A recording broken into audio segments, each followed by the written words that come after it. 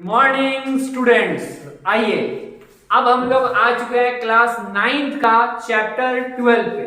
ठीक है, जिसका नाम है हीरोन्स फॉर्मूला। ठीक है, ये नाम पहले तो इसको क्लियर रखना है। ये क्या है? Heron's formula. बहुत को लगता है ये हीरो फॉर्मूला और बहुत को लगता है ये हीरोइन फॉर्मूला है। ये क्या है? हीरोन्स फॉर्मूला है। इसमें क्या होता है वो आज जानने वाले हैं। यहां से हम लोग चैप्टर 12 स्टार्ट करेंगे क्लास 9th का, जिसको हम लोग ब्रेक कर करके 4 से 5 लेक्चर में उस कंप्लीट चैप्टर को खत्म करेंगे बहुत अच्छे से। ठीक है, अब आज का ये पहला क्लास है, इंट्रोडक्शन क्लास है।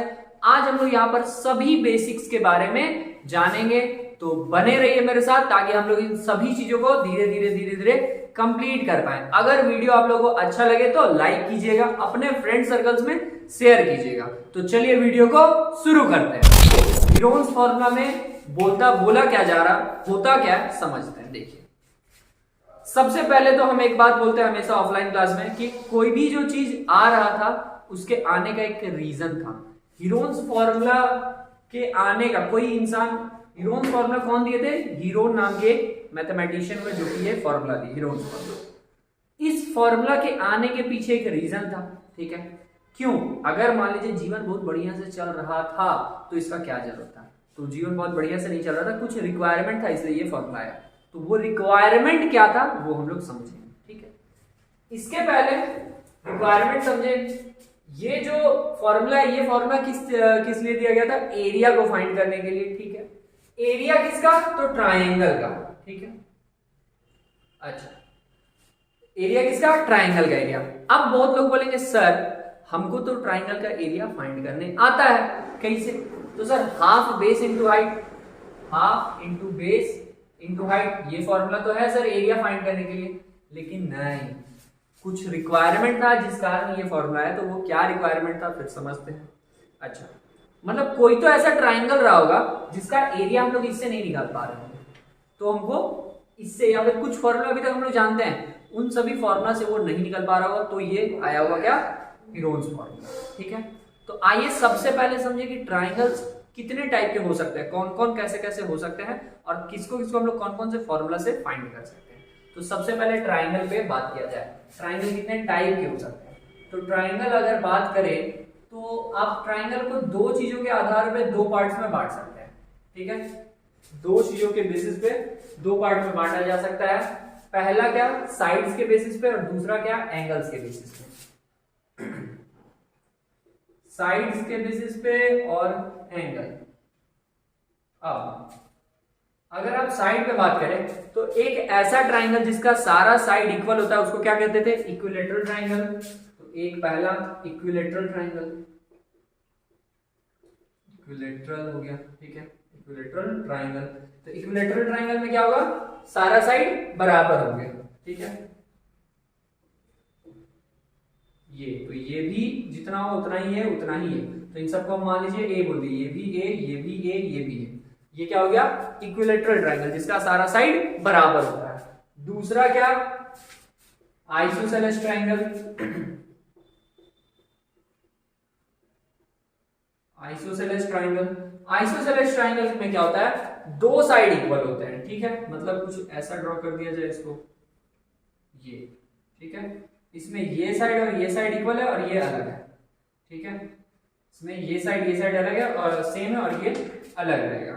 ठीक है, इसका नेमिंग, अगर इसको हम बोल रहे हैं ए, इसको हम बोल रहे हैं ए, तो इसको हम बोल देंगे बी। ठीक है, जो दोनों इक्वल साइड है इसको हम ए बोल दिए और ये बचा हुआ बी हो गया। ठीक है, थर्ड फॉर्मूला क्या? सॉरी, थर्ड ट्राइंगल क्या रहेगा? Scalene triangle. Scalene triangle, scalene triangle वो ट्राइंगल, देखिए अभी तीनों में पैटर्न चल रहा है। क्या? इसमें क्या था? सारा साइड इक्वल था। इसमें क्या था? दो साइड इक्वल था। इसमें क्या रहेगा? एक भी साइड इक्वल नहीं रहेगा। ठीक है, उसी को बोलेंगे स्केलेन ट्राइंगल, जिसका एक भी साइड इक्वल ना हो। ठीक है, अच्छा, जैसे कि इसको हम बोल दे ए, ये हो गया बी, ये हो गया सी। तो ये कौन सा ट्राइंगल हो गया? Scalene triangle. अच्छा, और क्या? साइड्स के बेसिस पे बात कर लिए। क्या क्या बात की है? कि एक ऐसा जिसमें सारा साइड इक्वल हो तो वो इक्विलैटरल हो गया।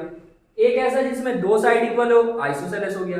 एक ऐसा जिसमें एक भी साइड इक्वल ना हो, स्केलेन ट्राइंगल। क्लियर है? अब एंगल्स के बेसिस पे अगर बात करें तो पहला बोल सकते हैं क्या, acute angle triangle. Acute angle triangle क्या होता था, जिसका सारा एंगल 90 डिग्री से कम हो, ठीक है, all angles less than 90 degree. तो इसको आप बस सीधा ऐसे नाम नेमिंग लिख दे रहे हैं, एक्यूट एंगल ट्राइंगल, ठीक है, जिसका सभी एंगल क्या होगा, 90 से कम। Second, right angle triangle. Right angle triangle, तो राइट एंगल ट्राइंगल में क्या होगा, एक एंगल उसका कितना होगा, 90 डिग्री। समझिए डिफरेंस। इसमें क्या है, सारा का सारा एंगल क्या होगा, 90 से कम होगा। कुछ ऐसा देखिए, ये सब क्या है, 90 से कम है। राइट एंगल में क्या होगा, राइट एंगल में बस एक एंगल जो होगा वो राइट एंगल का होगा। राइट एंगल ट्राइंगल में एक एंगल जो होगा वो कितना होगा, 90 डिग्री होगा।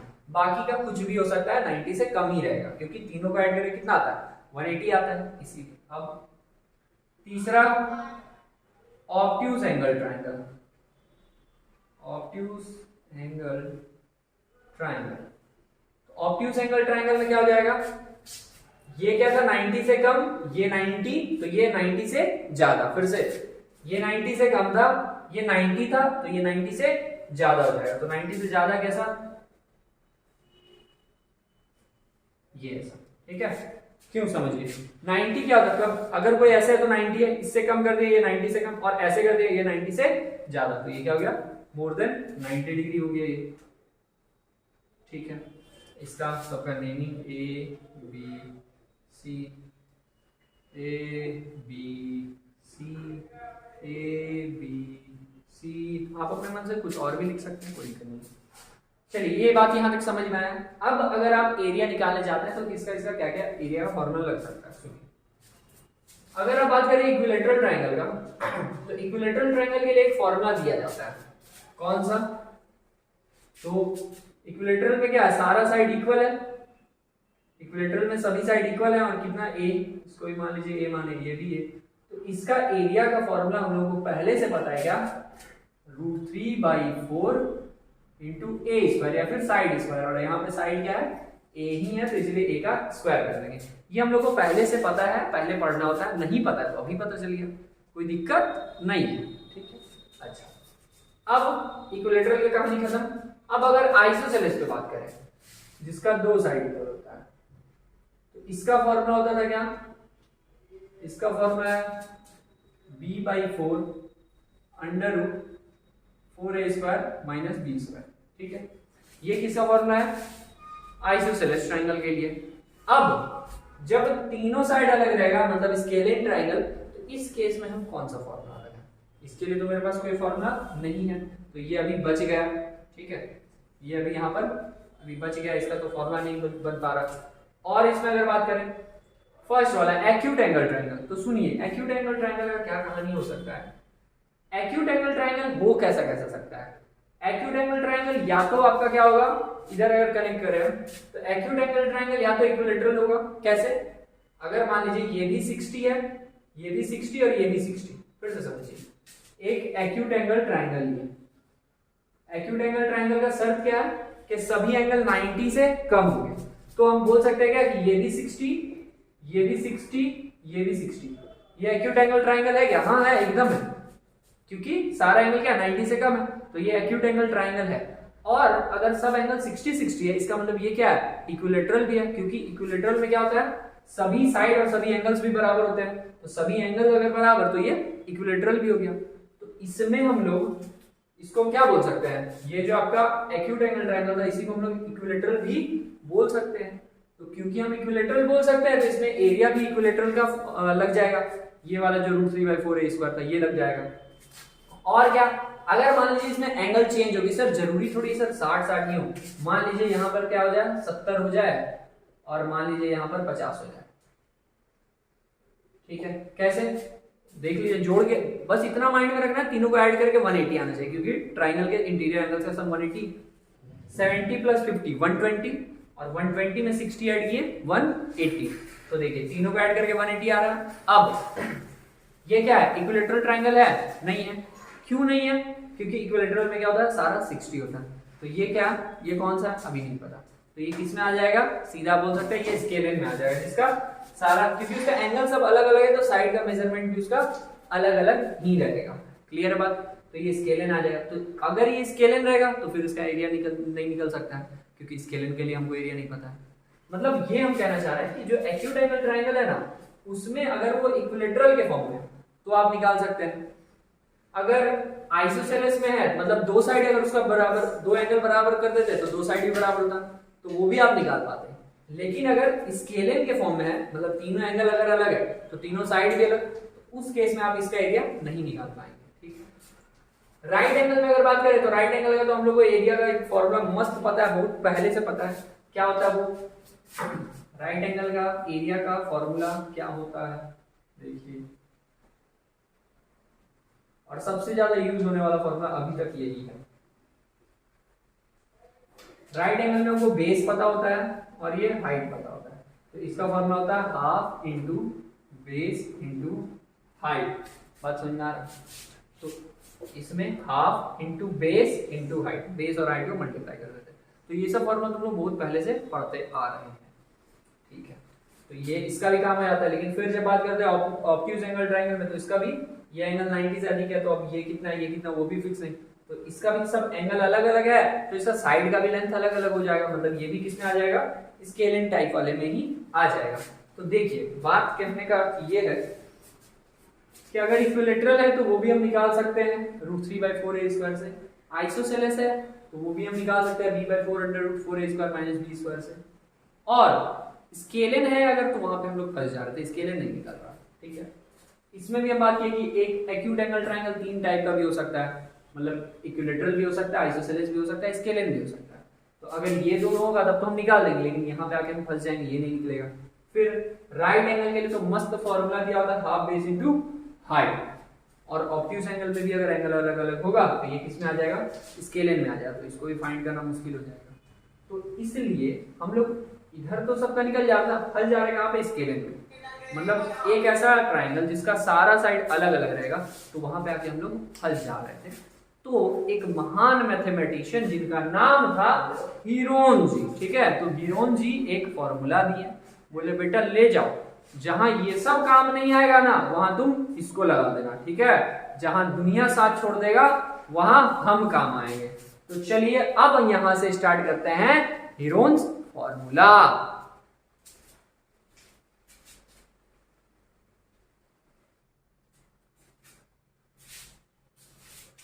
हीरोन्स फॉर्मूला क्या है, देखिए, इसमें एरिया के लिए एक भयानक चीज बताया गया, area equals to √under s minus a s minus b s minus c। अब यहां पर s क्या है, a क्या है, b क्या है, c क्या है, समझिए।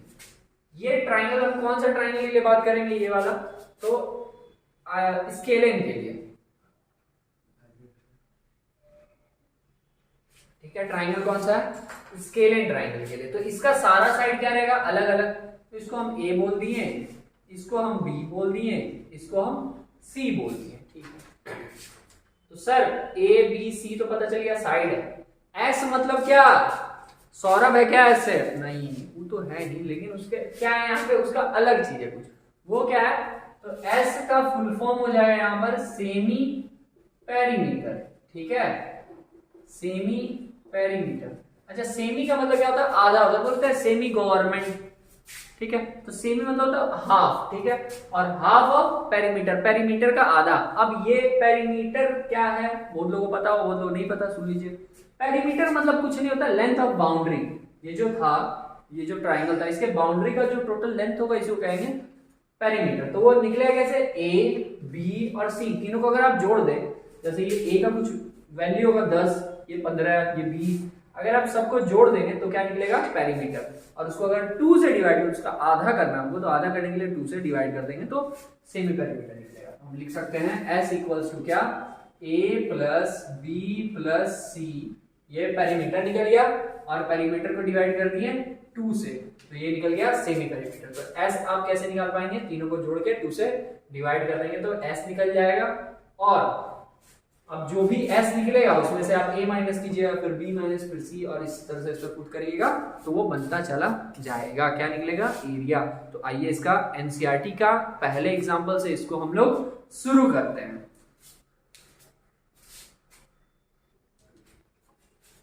एग्जाम्पल नंबर 1 में क्या बोला जा रहा है, find the area of triangle. ठीक है, एक ट्राइंगल का एरिया फाइंड करना है। Two sides of which are 8 centimetre and 11 centimetre, जिसका दो साइड क्या दिया हुआ, 8 और 11। चलिए एक पहले ट्राइंगल ड्रॉ कर लें। इसको बोल दिया हम लोग 8 सेंटीमीटर, इसको बोल दिया हम लोग 11 सेंटीमीटर। ठीक है, ये हमको पता नहीं। और क्या दिया, नेमिंग कर दे A B C, and the perimeter is 32। इसका पेरीमीटर कितना दिया हुआ, 32। अब समझिए, पहले तो माइंड में आया कि तीनों साइड हमको पता रहता था, तब ना हम लोग S minus A, S minus B, सी वगैरह लगा सकते हैं। ए बी सी तो पता नहीं, ए हमको पता है, बी पता है, सी तो पता नहीं है। लेकिन यहाँ क्या दिया, पेरीमीटर दिया। पेरीमीटर का मतलब क्या होता है, तीनों को जोड़ के क्या आएगा वो बता दिया। सुनिए अब क्वेश्चन हम लोग हमेशा क्या करना है, 4 स्टेप में क्वेश्चन सॉल्व होता है। पहला स्टेप कि आप क्वेश्चन को पहले अच्छे से समझिए कि बोलना क्या चाह रहा है। दूसरा स्टेप ये रहेगा कि आप प्लान कीजिए कि करना सॉल्व कैसे है। और तीसरा स्टेप में हम लोग सॉल्व करेंगे, और चौथा में हम लोग उसको चेक किया करते हैं। सब क्वेश्चन, लेकिन कुछ क्वेश्चन अगर चेक हो सकता है तो उसको चेक करेंगे। ठीक है, पहला क्वेश्चन समझिए। क्वेश्चन क्या बोला, एक ट्राइंगल था, एक साइड 8 है, एक साइड 11 है, तीसरा पता हमको नहीं।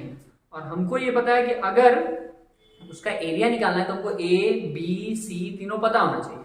अब यहाँ पर ए पता, बी पता और सी ला पता। ठीक है, ए पता, बी पता, सी ला पता। अच्छा, तो सी पता कैसे करें, हमको कुछ और दिया है। क्या दिया है, पेरीमीटर दिया है 32। पेरीमीटर का मतलब क्या होता है कि तीनों को ऐड करके कितना आएगा, 32 आएगा। और अगर तीनों को ऐड करके 32 आएगा और एक पता है, दूसरा पता, तीसरा नहीं पता, और लेकिन जोड़ के 32 पता है, तो तीसरा साइड हम लोग निकाल सकते हैं। कैसे, देखिए हम लोग लिखेंगे क्या कि पेरीमीटर होता क्या है। पेरीमीटर दिया हुआ इधर क्या है, तो पेरीमीटर गिवन है 32 सेंटीमीटर। पेरीमीटर का मतलब क्या, तीनों साइड को ऐड करके जो है बाउंड्री, लेंथ ऑफ बाउंड्री। तो A B plus B C plus A C, मतलब इसको अगर इस साइड को ए से दिखाएं, इसको बी से, इसको सी से, तो हम बोल सकते हैं पेरीमीटर क्या होगा, A plus B plus C equals to 30। अच्छा, अब ए का वैल्यू क्या रख सकते हैं हम लोग, 8, बी का वैल्यू क्या रख सकते हैं, 11, सी का वैल्यू पता नहीं, इक्वल्स टू 32 आ गया। ठीक है, 11 और 8 जोड़ देंगे कितना हो जाएगा, 19 प्लस सी बराबर 32। यहां तक कोई दिक्कत नहीं। तो सी का वैल्यू क्या आ जाएगा, 32 और 19 जो प्लस का था ये इधर माइनस में आ गया, तो सब्ट्रैक्ट कर लीजिए तो कितना आ जाएगा, 2 और 1 3 और 10 13। तो सी कितना आ गया, 13 सेंटीमीटर। मतलब ये जो साइड हमको पता नहीं था वो पता चल चुका है, कितना, 13 सेंटीमीटर। अच्छा, अब हम लोग क्या करेंगे, एरिया लगाएंगे, एरिया का फॉर्मूला। तो एरिया फॉर्मूला क्या था, S under root S minus A, S minus B, S minus C. तो पता किया जाए, एरिया का फॉर्मूला था root under S minus A, S minus B और एस माइनस सी। ठीक है, अब एस का वैल्यू क्या है, एस पहले होता क्या पता कीजिए। एस क्या होता था, अभी 2-4-5 मिनट पहले बात की। एस का नाम, एस का फुल फॉर्म होता है सेमी पेरीमीटर। सेमी पेरीमीटर मतलब पेरीमीटर का हाफ। पेरीमीटर कितना था, 32 था, तो एस हम लोग कितना बोल सकते हैं, S equals to A plus B plus C by 2 होता है। तो A plus B plus C कितना था, 32/2। 2 से अगर डिवाइड कर दे कितना आएगा, 16 सेंटीमीटर। तो एस का वैल्यू क्या पता चल चुका है हमको, 16। ठीक है, तो यहां लिख दिया जाए 16। फिर s माइनस ए, एस कितना था, 16, तो 16 माइनस ए का वैल्यू क्या है, देखिए ए है 8, तो 16 में से 8 घट गया यहाँ। s माइनस बी, तो s कितना था, s था 16 और माइनस बी। बी कौन है? बी है ये 11, तो यहाँ आ जाएगा 16 माइनस 11। एस माइनस सी, एस कितना था? एस था 16, तो 16 माइनस क्या कर देंगे सी। सी का वैल्यू क्या निकालेंगे हम लोग? 13, यहाँ 13। बोलिए ये बात समझ में आ रहा है? कुछ नहीं, एस जो निकाले सेमी पेरीमीटर वो रखें, एस में से ए का वैल्यू घटाएं, फिर एस में से बी का वैल्यू घटाएं, एस में से सी को घटाएं। यहां तक सही है? अब 16 का 16 आ गया, 16 में से 8 चला जाएगा, कितना बचेगा? 8 बचा। 16 में से 11 चला जाएगा, 5 बचेगा। 16 में से 13 चला जाएगा, 3 बचा। ठीक है, अब हमको कोशिश करना है कि रूट से इसको हम बाहर करें। रूट से कैसे बाहर आ सकता है? देखिए 16 को अगर आप रूट के बाहर कीजिएगा तो 16 का हो जाता है 4, और रूट में क्या क्या बच जाएगा? रूट में बचेगा 8 को हम लोग क्या लिख सकते हैं? 2 इंटू 2 इंटू 2, 2 2 जा 4, 4 2 जा 8, इंटू 5 इंटू 3। देखिए याद रखिए, रूट से कोई भी चीज बाहर कब आता है? जब उसका पेयर बनता है। जैसे यहाँ 16 बाहर आके 4 हो गया, कैसे हुआ समझिए। रूट में अगर 16 था, इसका मतलब रूट में क्या था? 4 इंटू 4, क्योंकि 4 4 जा 16 होता है ना सर, 4 4 जा 16 होता है, तो 2 तो 4 था रूट में, तो एक 4 बाहर आ गया। मतलब रूट का यही तरीका ही होता है कि रूट में 2 नंबर है तो बाहर 1 नंबर आएगा। अच्छा, ये एक पेयर बना तो बाहर आ जाएगा, तो 4 का 4, ये 2 बाहर आया, तो अभी रूट में क्या बचा? 2 5 3। अब पेयर बन रहा किसी का? नहीं बन रहा। 5 अब टूट नहीं सकता, 3 अब टूट नहीं सकता, तो सबको मल्टीप्लाई कर देंगे। 5 2 जा 10, 10 3 जा 30। ठीक है, तो फाइनल आंसर क्या आ रहा है? 4 2 जा 8 रूट 30। तो 8 रूट 30 क्या सेंटीमीटर में था, तो यहाँ सेंटीमीटर, और क्योंकि ये एरिया है तो एरिया हमेशा स्क्वायर में निकलता है, इसलिए 8 रूट 30 सेंटीमीटर स्क्वायर। उम्मीद है ये समझ में आ रहा होगा और आ गया होगा। एक बार आप लोग अच्छे से देख लीजिए और नोट कर लीजिए इसको। एग्जाम्पल नंबर 2 में बोला जा रहा, ए ट्राइंगुलर पार्क, एक पार्क है जो कि कैसे शेप का है? ट्राइंगुलर शेप का है। ठीक है, जिसका नाम क्या बोला? ABC। चलिए हम लोग ड्रॉ कर दें एक पार्क, कुछ ऐसा मान लीजिए कि ये पार्क है। ठीक है, पार्क का नाम क्या बोला? ABC। ठीक है, नेमिंग भी कर दें ABC। Sides 120, 80 and 50। Naming side क्या दिया? 120 मीटर, एक दिया 80 मीटर, एक दिया 50 मीटर। चलिए यहाँ पे बात समझ में आया? पहला लाइन क्या बोला? ए ट्राइंगुलर पार्क, एक पार्क है कौन से शेप का? ट्राइंगल शेप का, और उसका नेमिंग था ABC, वो कर दिए हम लोग, और साइड दिया हुआ 120, 80 और 50। अब देखिए यहाँ पे कोई फिक्स नहीं था कि कौन कितना, इसलिए हम कुछ भी नेमिंग करके कहीं भी रख दिए। ठीक है, मतलब कोई भी वैल्यू, यहाँ 120 रख दिए, यहाँ कुछ भी, मतलब कहीं भी रख सकते थे। अब आगे क्या बोला गया? ए गार्डनर धनिया, एक गार्डनर है जिसका नाम क्या? धनिया। नाम बड़ा इंटरेस्टिंग है कि नाम उसका है धनिया। धनिया कौन सा? उसका नाम है धनिया। ये नहीं समझना कि धनिया गार्डन में लगाया गया, ऐसा कुछ नहीं। जो गार्डनर है, जो खेती कर रही या कर रहा, उसका नाम क्या है? धनिया। अच्छा, तो ए गार्डनर धनिया has to put a fence all around it, has to put a fence। वो क्या लगा रहा? एक फेंस लगा रहा। फेंस का मतलब क्या है? फेंस का मतलब है कि उसके चारों तरफ एक तार लगाना, एक वायर से उसको घेर देना। जैसे होता क्या कि जनरली जो खेत ये सब होता है उसमें कुछ कुछ अंदर जब लगाया जाता है तो उसको ऐसे साइड साइड से घेर दिया जाता है। ठीक है, वायर लगा दिया जाता है। ऐसा क्यों? ताकि जो बाहर के जानवर है वो उसमें अंदर एंटर ना कर पाए। मतलब समझिए एक बाउंड्री टाइप से उसको सेव कर दिया जाता है ताकि बाहर से कोई भी जानवर, कुत्ता बिल्ली गाय भैंस ना घुस पाए। ठीक है, तो उसके चारों तरफ क्या किया गया? इसमें फेंस किया गया। ठीक है, fence all around it and also plant grass inside, और उसके अंदर क्या लगाया गया? ग्रास लगाया गया। ठीक है, ग्रास लगाया गया। अच्छा, कहां पे? उसके अंदर एरिया में। How much area does she need to plant, उसे प्लांट करने के लिए कितने जगह की जरूरत होगी या फिर कितना जगह मिला होगा? तो इस ट्राइंगल के अंदर जो एरिया होगा उसी एरिया में वो प्लांट कर पाएगी। ठीक है, इससे ट्राइंगल के अंदर में जितना एरिया होगा उसी एरिया में वहां पे प्लांट लगाया जा सकता है। ठीक है, तो बस हम इस ट्राइंगल का एरिया निकाल लेंगे तो पहला क्वेश्चन का हमको जवाब मिल जाएगा। किसका? How much area does she need to plant. ठीक है, तो एरिया फाइंड करने के लिए हम लोग क्या करेंगे, यहाँ पे कौन सा फॉर्मूला लगाएंगे। अब देखिए तीनों साइड अलग अलग है, 120, 50 और 80, मतलब स्केलिन ट्राइंगल जिसका सारा साइड अलग होता था, और स्केलिन में लगाते हैं कौन सा, हीरोन फॉर्मूला। आइए इसको सॉल्व किया जाए।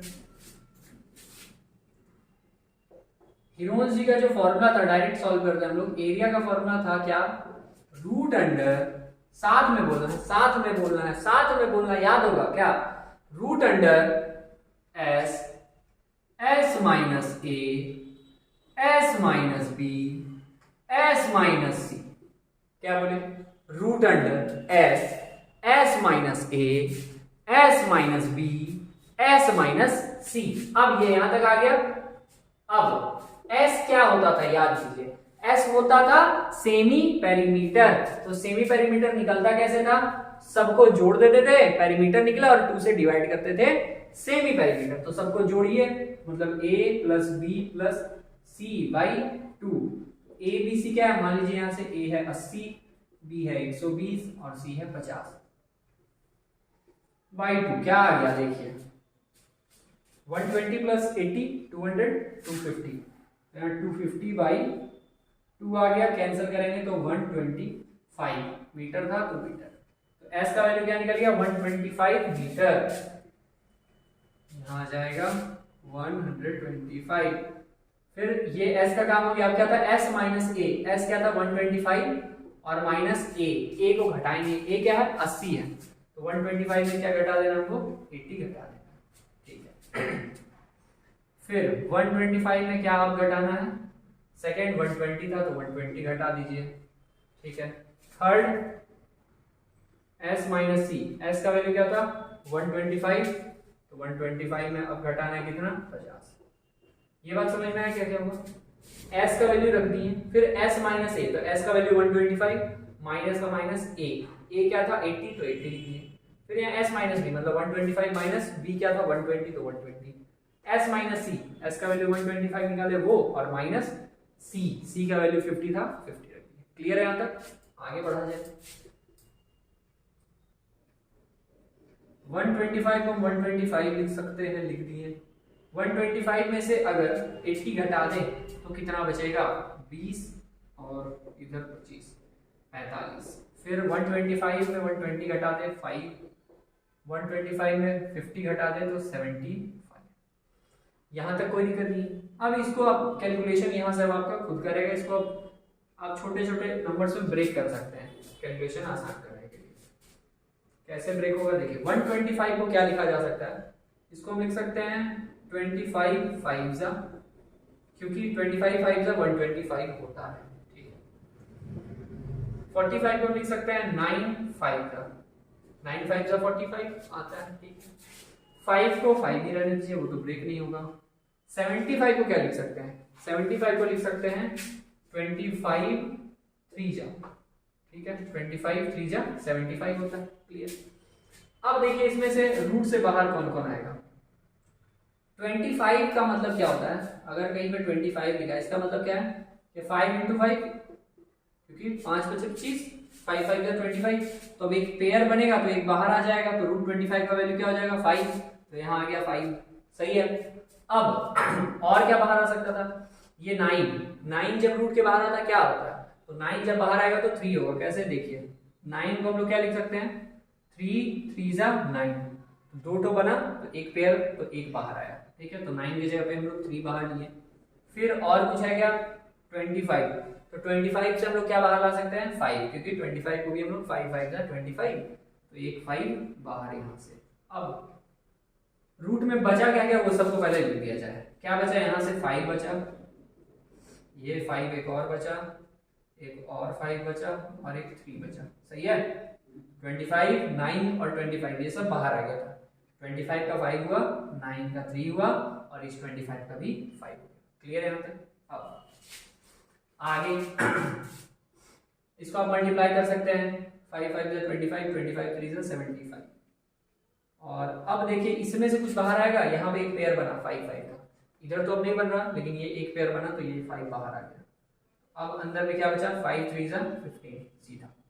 क्लियर। इसको आप मल्टीप्लाई कर लीजिए, 75 5 जा तो 5 बचे 25 का 5, 2 हाथ में, 7 5 35, 2 37। इतना क्या रहेगा, मीटर में था तो मीटर का स्क्वायर। मीटर का स्क्वायर क्यों, क्योंकि ये एरिया है, ये क्या है एरिया, इसलिए यहाँ पे मीटर स्क्वायर लगाना जरूरी है। अब अभी तक आपका क्या फाइंड हुआ वो समझिए, अभी आप बस एरिया इसका निकाल पाए हैं, ठीक है, इस ट्रायंगुलर फील्ड का एरिया निकला। और आगे क्या बोला गया, find the cost of fencing.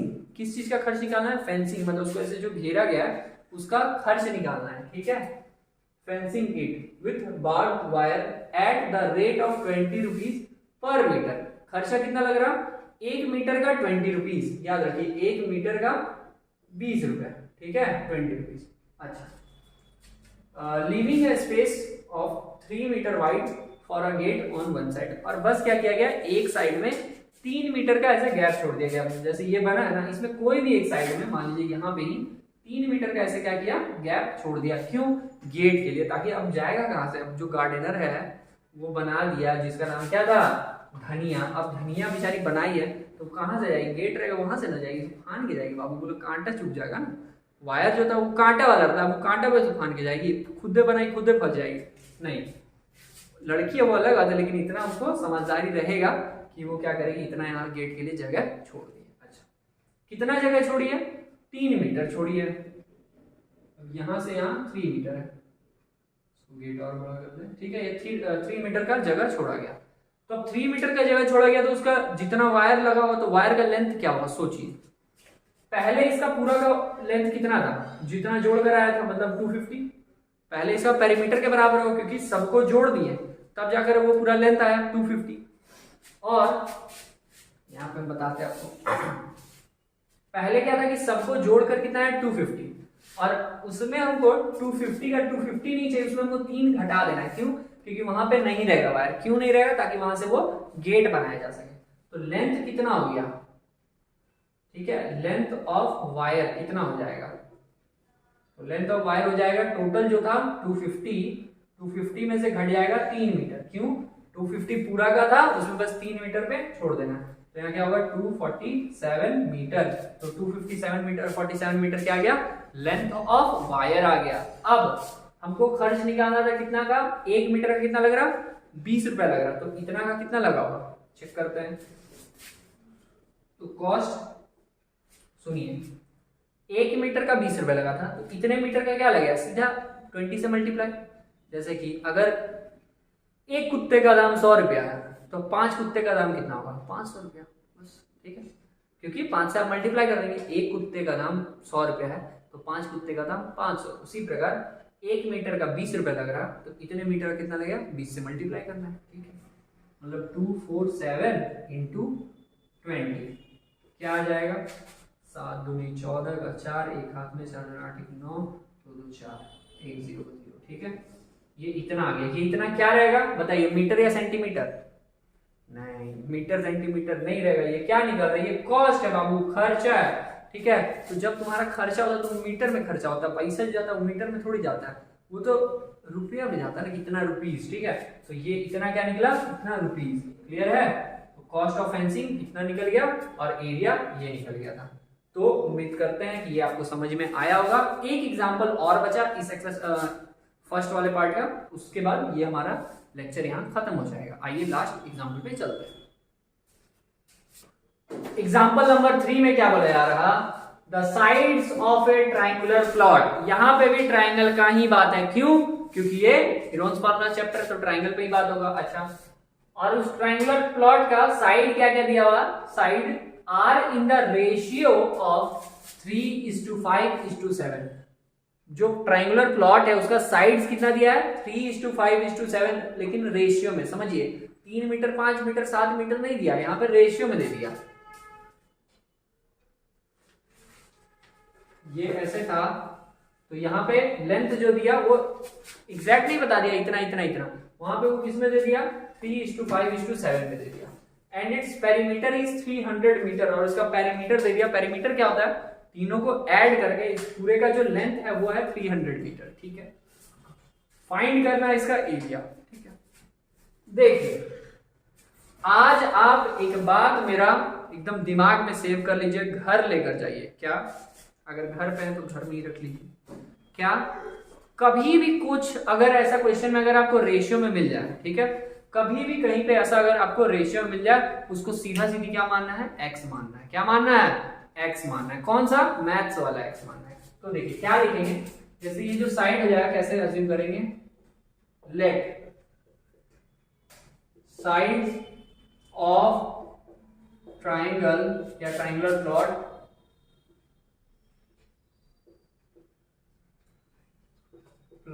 B, कितना मान लेंगे? ट्राइंगुलर प्लॉट बी, इसका जो साइड्स होगा क्या क्या मान लेंगे? 3 अगर दिया हो तो इसको आप मानिए 3x, फिर सेकंड वाले को मान लीजिए 4x नहीं 5x है, तो 5 है तो 5x, और थर्ड वाला 7 है तो 7x। ये समझ में आया? 3:5:7 था, तो रेशियो क्या? 3x 5x और 7x। सही है। नेमिंग भी, ये भी क्या हो गया, ये 3x, ये 5x और ये 7x। अब ये एग्जैक्ट फॉर्म में नहीं है क्योंकि x से मल्टीप्लाई करेंगे तब इसका साइड आएगा, तो x का वैल्यू क्या है वो पता करना होगा। लेकिन हमको ये समझ में आ गया कि इसका दिया हुआ क्या? पेरीमीटर। पेरीमीटर मतलब क्या? तीनों साइड को ऐड कीजिएगा, आएगा जो दिया हुआ पेरीमीटर। और पेरीमीटर दिया कितना था? 300 मीटर। तो देखिए तीनों साइड को ऐड किया जाए। पेरीमीटर पहले गिवन क्या था? 300 मीटर। तो पेरीमीटर का फॉर्मूला क्या? a प्लस बी प्लस सी बराबर 300। ठीक है। a b c क्या है? एक है 3x, एक है 5x, एक है 7x।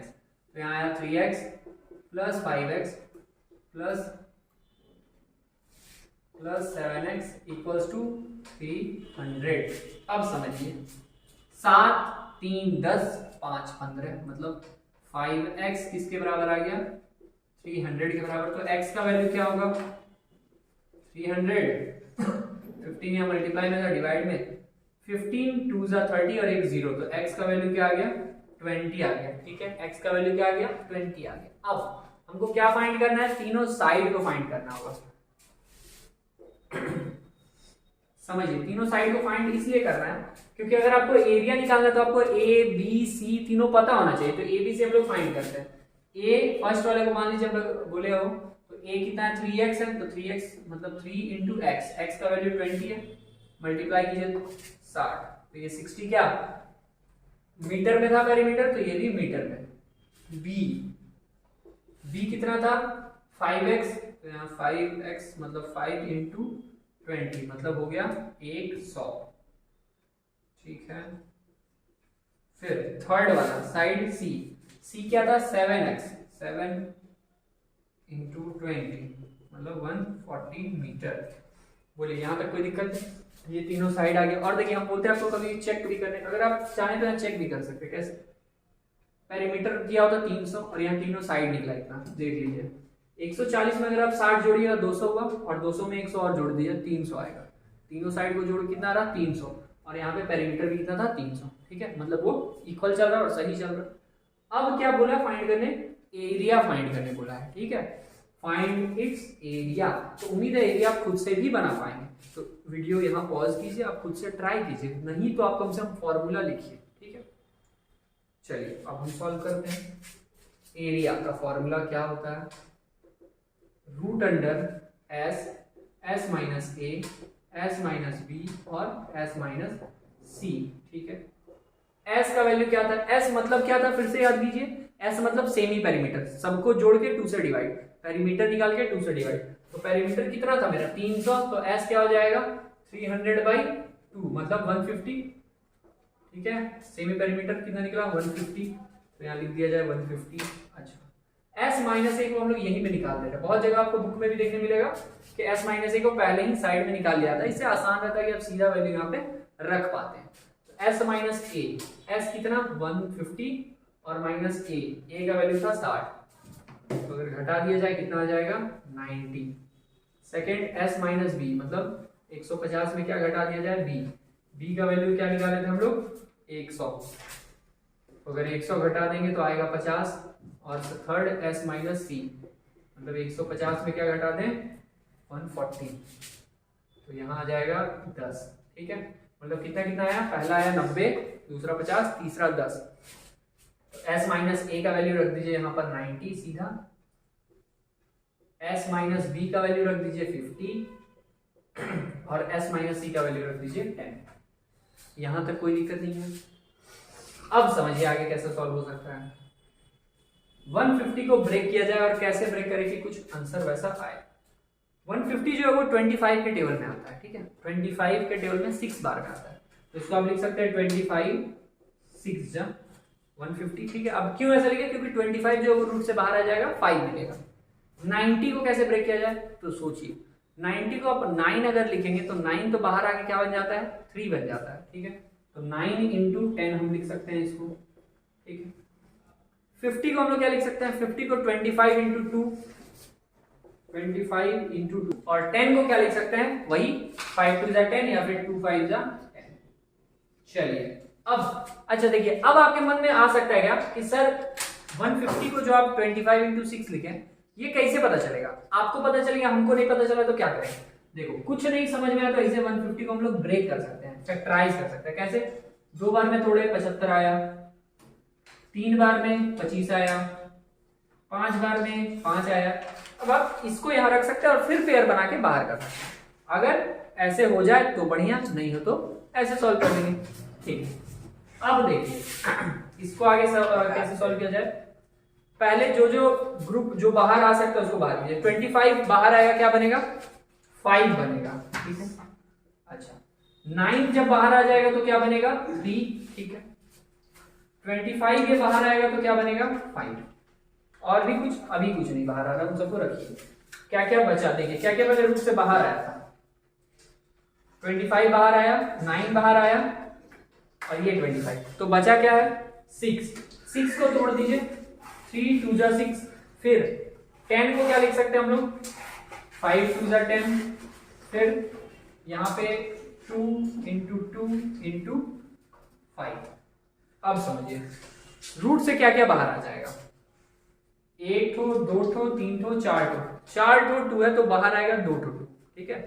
तो यहाँ पर 5, इसको पहले मल्टीप्लाई हम लोग कर दें, 5 25 25 या 75, 75 इंटू 2 ठो 2 आ गया, ठीक है। 5 कितना है, तो एक 5 और एक और 5, 2 ठो 5 है तो एक ठो 5 बाहर आ जाएगा। अच्छा तो यहाँ पे क्या बचेगा, 3 बचेगा, सही है। अब देखिए यहाँ पे और क्या, 5 2 जा 10 हो जाएगा, 75 2 जा 150। तो 150 को जब आप 10 से मल्टीप्लाई कीजिए और यहाँ रूट 3, तो क्या होगा, ये 1500 रूट 3, इतना क्या मीटर में चल रहा था, तो ये मीटर का स्क्वायर। क्या फाइंड कर रहे थे, एरिया फाइंड कर रहे थे, ये एरिया फाइंड हो गया। उम्मीद है आपको ये समझ में आया होगा। ये आपका इस चैप्टर का, चैप्टर 12 का पहला लेक्चर था। जो भी यहाँ बताया गया, उम्मीद है आपको क्लियर हो रहा। अगर दिक्कत हो तो कमेंट में बताइए, समझ में आए तो लाइक कीजिए, अपने फ्रेंड सर्कल में इसको शेयर कीजिए, और हम लोग मिलते हैं अगले लेक्चर में कल। Thank you.